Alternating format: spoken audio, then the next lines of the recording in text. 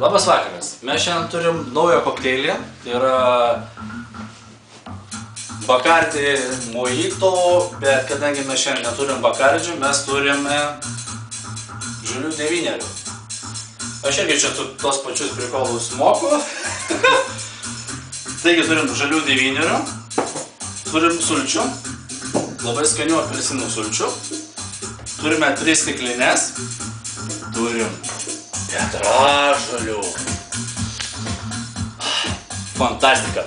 Taigi, imame lentutę, imame šviežiai nuskintas petražolės, jie sudinami vieną krūvą, paėmame tokį muštuką, tinkamą mėsai mušt labai gerai būna, bet mušame kitą pusę, taigi sumušam,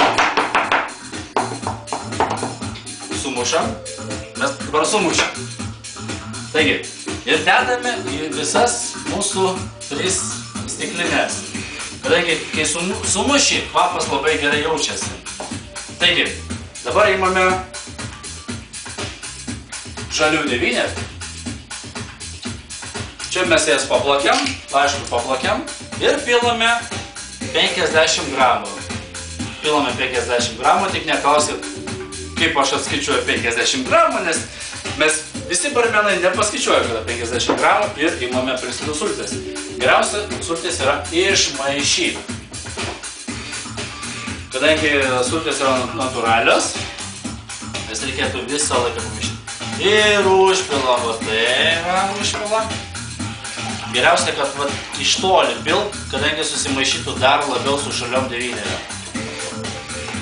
Ir pagal tokią muzikykę mes pateikėme mūsų svečiam. Prašau. Ir kartu prisėdam paragaujam. Be operatorius po to paragaus. Labai sakai, paskanu. Palaukit. Vyrai, palaukit. Operatorius irgi sugebės turbūt su mumis paragauti. Kameraman. Bandom visi tu... Žalių devynerių mojito vadinasi lietuviškai. Lietuviškas paveldas su petražolėm.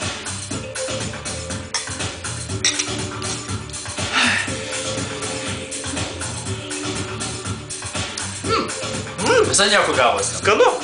Gaivu.